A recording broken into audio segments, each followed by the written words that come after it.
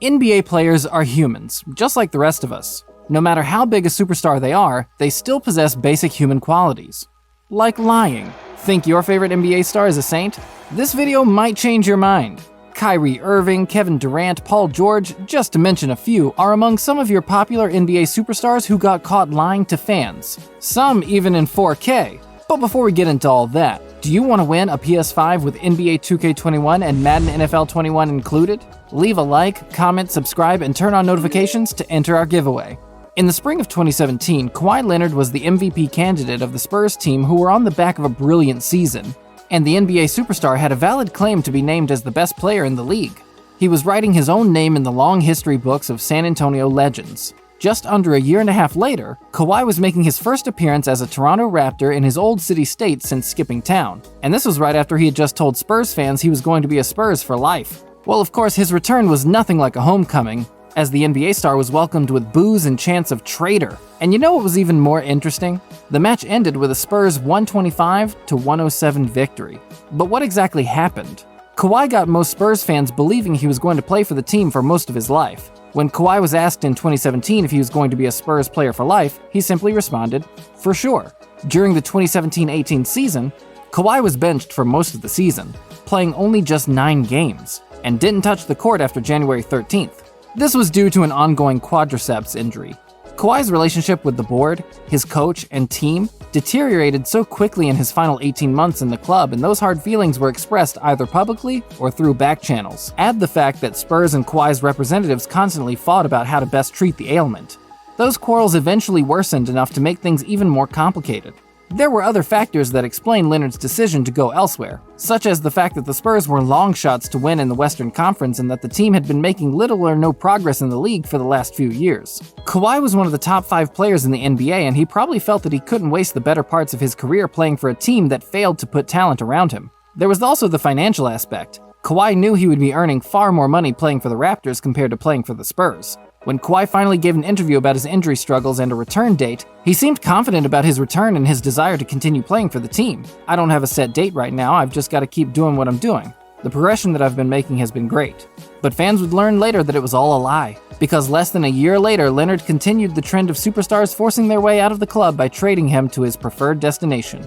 This is something Ginobili anticipated, as he explained in an interview concerning Kawhi's absence from the team. He's not coming back. For me, he's not coming back because it's not helping to think Leonard is returning. We fell for it a week ago. I guess you guys made us fall for it, but we have to think that he's not coming back. That we are who we are, and that we gotta fight without him. That shouldn't be changing, at least not until he's ready for the jump ball. If you read between the lines, you'd realize that Ginobili already knew what many fans would come to realize on the 15th of June 2018 when it became official that Kawhi requested to be traded off. After Kawhi was traded to the Toronto Raptors, his uncle, Dennis Robertson, finally spoke about his nephew's decision to leave San Antonio, saying, "I think it's just because of a lack of trust. They didn't believe Kawhi couldn't play, and that caused a lack of trust in us, and then us not believing in them. Anytime a player says he's not capable of playing, you should believe him. Why would Kawhi just stop playing all of a sudden? He's a competitor. Sometimes you get these team doctors telling you what you can and cannot do, and Kawhi was just in too much pain to get out there. This was a serious issue. They didn't believe him. And after that, the relationship couldn't recover and we decided we had to move on." Kevin Durant is one of the tallest players in the NBA, standing at 6'9", meaning he should naturally tower over players considered tall in the NBA. But fans have been frequently suspicious about how true this is, especially when Durant is seen standing next to supposedly taller players. Take, for instance, in this picture of Kevin standing side by side with 7-footers like DeMarcus Cousins in a picture taken back in June of 2016 when he was playing with Team USA. In this picture, Durant appeared taller than them. In an interview with Bob Fitzgerald on KNBR, Durant was asked the same age-old question of how tall he really is, and he finally came out with fact over fiction. He said, "Since I love you guys so much, I was recorded at 6'10" and 3/4 with no shoes. So with my shoes on, I'm 7 feet. I just like messing with people. They just ask me so much. Yeah, I just like messing with people." Kevin isn't the first and only player to have lied about their height or listed a wrong height. Throughout NBA history, players have either shaved off or added an inch or two to their recorded height. But the reason these players consistently lie about their height remains a mystery. We believe it is the stigma that tall players are less skilled than shorter ones, or the added label of being a 7-footer. For Durant, however, the reason why he lies about his height varies from time to time. It also makes sense for Durant to say he's messing with people, as fans consistently pointed out how Durant towered above people in his supposedly height bracket. This led to a trend of Durant's fluctuating height that fascinated fans and media alike. Kevin also admitted that he wasn't 6'9" during an interview with the Wall Street Journal where the 10-time All-Star basketball star said, "For me, when I'm talking to women, I'm 7 feet. In basketball circles, I'm 6'9". I've always thought that it was cool to say I'm a 6'9" small forward. Really, that's the prototypical size for a small forward. Anything taller than that, and they'll start saying, he's a power forward. The thing about this is that even at 6'9", Kevin would be taller than most NBA small forwards, especially when you consider the fact that the average height of a small forward is a shade under 6'8". So even with this fake measurement, Durant would still be taller than most of his opponents. It's obvious Durant doesn't want to be seen as a power forward. And that's understandable because when he was coming into the league, guys over 7 feet were still being mindlessly labeled as power forwards or center power forward regardless of their skill sets. It could also be because playing in a league where height means a lot, it's more impressive when undersized guys do amazing things. 6'9", 6'8".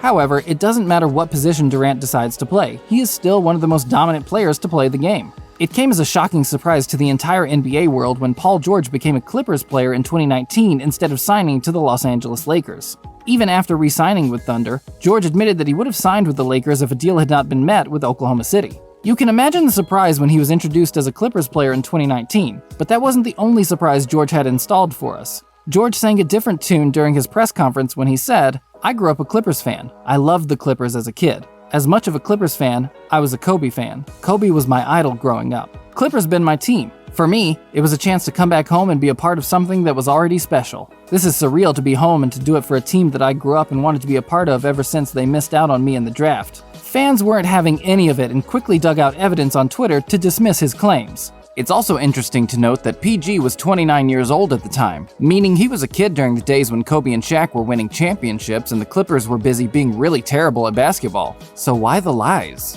During an ESPN documentary on himself, Paul said, "I grew up watching Kobe when I first fell in love with the game, and I'm outside playing in front of the house. I'm not picturing myself in an Indiana jersey or Thunder jersey. I'm picturing myself in a Lakers jersey. Everyone in the league would say they would love to go back home and play in their city. There's just something about representing home."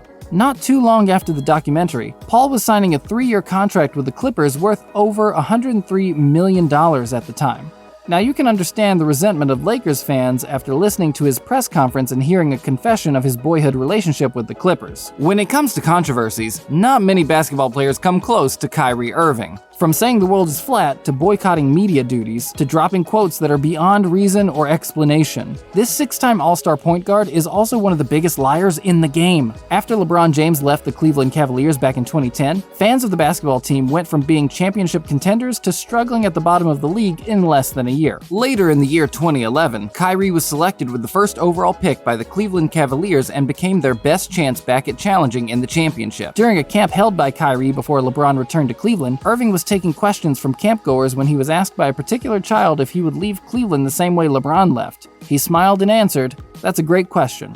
No, I won't leave. I'm not leaving. How can I leave you guys?" Yes, Kyrie responded that he wouldn't leave only for him to request to be traded come 2017. Like, come on, dude. Didn't you just say you weren't leaving? He would then be traded to the Celtics, but this wouldn't be the last time he would be lying to his fans. Boston fans would taste Kyrie's deceit themselves not too long after. And what's big about this particular one is that he chose to do it in front of a full stadium and fool both fans and management. During the Boston Celtics annual fan appreciation night, Kyrie was sitting down next to Gordon Hayward when he was asked, "How important is it to see number 11 up there someday?" Kyrie replied, "It's quite important. I've shared it with some of my teammates as well as the organization and everyone else in Boston. If you guys would have me back, I plan on re-signing here next year." The whole stadium went wild and he was even awarded with a standing ovation. Later that day, Kyrie was pictured going to hug his Boston boss, who later admitted that the announcement wasn't surprising, saying, "The fact that he wanted to announce that and just get it out there was not surprising to us. We felt like we were going to move forward with Kyrie for years to come. We had talked about it a little bit, but I guess that was just when he was ready to tell everyone he wanted to stay." Just over a year later, Kyrie's trade rumors became more than just rumors. It became public that Kyrie was in fact not staying in Boston and had already agreed to a 4-year contract with Brooklyn Nets worth over $141 million. He would be joining Kevin Durant and Harden on an experiment project the Nets have been working on for a long time to get their big three. Cleveland fans must have been laughing at Boston fans after that. Irving claimed that his decision to leave was due to the death of his grandfather early in the 2018-19 NBA season. Irving did talk to the Celtics about the issue and he expressed his desire to re-sign. However, after reflecting more on the death of his grandfather and how basketball prevented him from seeing his old man before his passing, his thought process began to change, Irving said. I talked to Danny, and I wanted to re-sign. So throughout the year, it started becoming more and more clear that my relationship within my home life had a way higher precedence than the organization or anyone. Throughout that year, things just became rocky, and a lot of the battles I thought I could battle through from that team environment, I just wasn't ready for. I failed those guys in a sense that I didn't give them everything that I could have during that season, especially with the pieces that we had. After the disappointing season with the Boston-based club, Irving made the exit and went to play for the Nets. James Harden is one of the NBA's most prolific scorers, and he has often been named the best shooting guard in the NBA. And that's not something you can earn without real talent in the game. James' exit from the Houston Rockets was really ugly. A club where the NBA superstar had spent 9 years, 8 seasons, reached the Western Conference Finals twice, even though they never made it to the NBA Finals, talk less of winning a championship. In 2017, Harden had just finished signing a 4-year contract extension in the summer. He was later told by a fan on Twitter to never leave Houston, and Harden replied to the tweet saying, "Promise I won't. #Rocket for life." This would all turn out to be a lie and a fake promise when Harden became the center of trade reports, with rumors surrounding an exit from the club. Harden did not help matters when he replied to the rumors saying, "I love this city. I literally have done everything that I can. I mean, this situation is crazy. It's something that I don't think can be fixed. Thanks." With that, he walked away, and that's when it became clearer and clearer that Harden's time at Houston had come to an end. From there on, things turned ugly as Harden demanded for a trade, showed up to training camp after violating league COVID-19 protocols, which of course earned him a fine. Harden showed up at a training out of shape. His play was below standard, and then to crown it off, Harden said the Rockets weren't good enough. Eventually, Harden got his way like he always did at Houston and was traded to Brooklyn in a massive 4-term deal. Don't forget to like, comment, and subscribe, and don't forget to hit that notifications button to never miss another one of our videos. We'll see you next time, latest Hoops fans. And until then, keep shooting your shot.